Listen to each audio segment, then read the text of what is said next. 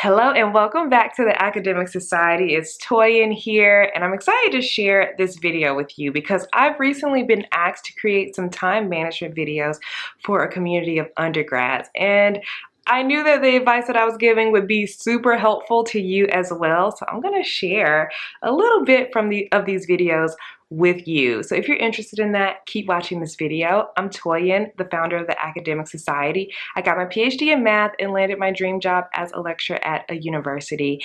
And I also create these videos about time management, productivity for grad students and academics. All right, so today I want to talk about how to stop waiting until the last minute to get your work done. Why are we procrastinating? How do we get out of that procrastination burnout cycle? So if you're interested in that, keep watching this video. Today, I want to talk about a struggle that we all have, procrastination, but really I want to talk about how to stop waiting until the last minute to get your work done.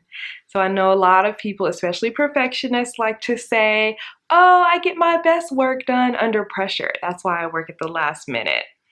But I'm going to challenge you, is that actually true? Is your best work done in the middle of the night right before something is due?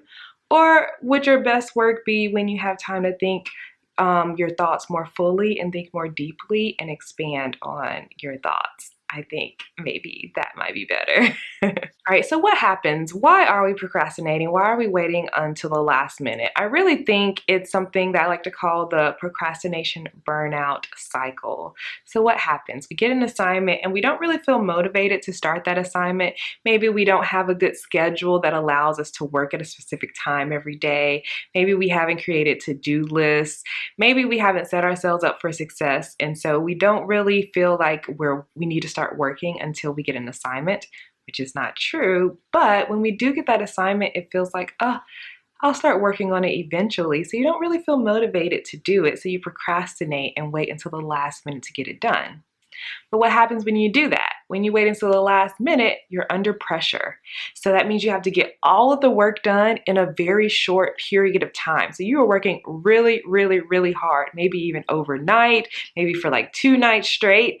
And that will cause you to burn out, right? You'll be like, oh my gosh, that was exhausting. I need to take a whole day of rest to recover from working all night on this assignment and working super hard in this short period of time. So you burn out. But then what happens? You get a new assignment, a new project to work on, and you're kind of triggered. You're like, oh my goodness, last time I had an assignment, I worked all night and I got so burned out. So you remember how you felt when you burnt out. And that causes you to not want to do the assignment because you don't want to burn out again. So you procrastinate, which means you have to work all night, working really hard in a short period of time that causes you to burn out. And so as you can see, that cycle is just going to continue over and over and over again. So let's talk about how to get out of that cycle or to like never even get in that cycle in the first place. So my recommendation is don't just work and learn when you have an assignment due. It should be a regular, ongoing thing. I know I teach math and my students, they don't even think about math until I give them a homework assignment. That's why I have to give, if you've noticed in your math classes, you probably have homework every single day. It's because you're supposed to be working on math every single day. And if we don't give you an assignment, you actually won't work on it every single day. So to learn, you do need to work on and be engaged with the material regularly. What I highly recommend is to choose days and times that you want to be productive. I call these productivity chunks. And these are 2 to 5 hour blocks that you put in your schedule where you say, I'm going to be productive. And this can be time spent reading. This could be time spent working on assignments, just engaging with the material. And it can be different. You can be doing different things every week, but the time block remains the same. So to be able to put these productivity chunks in your schedule, it's really important to know yourself and know how and when you are most productive and when you learn best. Are you a morning person? Are you an evening person? Are you a lunchtime person? When are you best able to get your work done and really absorb information? How do you work best? Like, do you work best when it's just you alone? Do you need to be sitting beside someone? Do you need to be in a library? Do you need to be at a coffee shop? It's up to you and how you work best, but it's really important to be able to optimize how and when you work best so that when you are sitting down to work, you're getting your best work done. You're motivated to do it because you know this is how and when I work well, so you know it's going to be good. So it's better to do work when you're feeling motivated and excited to get it done rather than when you're like super drained, right? And everything is just a struggle. We don't want that. And then also, how long can you work before you need a break, right? I can probably work about 3 hours before I need a break. You may be able to work 5 hours or 1 hour. So it's important to take that into account when you're setting up your productivity chunks. All right, so that's the planning part, right? That's the planning of like when and how I'm going to get the work done. But actually doing the work can be pretty difficult if you're not feeling motivated to do it. I found that people love to set goals and say, I'm going to work at this time in this place, but when the time and place comes, it's like, I don't really feel like it. So how do we get from setting the goal and plan to work to actually follow through on that and actually get it done? And I have found that the missing link between setting a goal and actually following through on the goal is accountability. You need the accountability to actually get it done. So that's how you actually get the work done and not procrastinate. Putting up accountability measures. So what does that mean? I highly recommend getting an accountability partner. Now, this can be someone in the same stage of life as you. This can be someone in the same class as you. This can just be a friend who says, we're going to check in on each other, right? The beginning of the week, you can chat and say, all right, here are the things that I'm going to work on. 1, 2, 3. Will you check in on me at the end of the week to make sure I got it done? And that person will tell you, I sure will.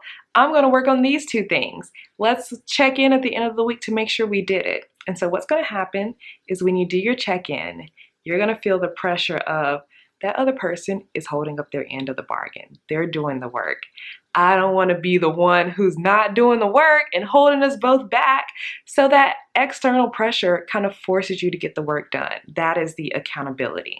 I also recommend co-working sessions, and this can be virtually or in person. Lately, I've been doing a lot of virtual co-working, but when I was in grad school, I did in person. Me and my friend, we would go to the library together, sit next to each other, and just work. And we would be working on different things, but something about having someone next to you who's also working gives you the strength to keep working when you feel like, I'm done with, like, if I go to the library by myself, I'll probably go for like 2 hours. But if I go with a friend, maybe I could go for 4 hours. I like feel more motivated when someone else is working with me. And you can do this virtually as well. If you have a Zoom account, you can get on Zoom with a friend. You can use these Pomodoros and say, all right, for the next 30 minutes, I'm gonna work on this one task. Your friend's gonna say, I'm gonna work on this one task. You mute yourselves, you can turn your camera off, and you get to work. After that, check back in. Hey, how did it go? Oh, it went well. I need to work on it a little bit more, but I'll do it in our next 30-minute session.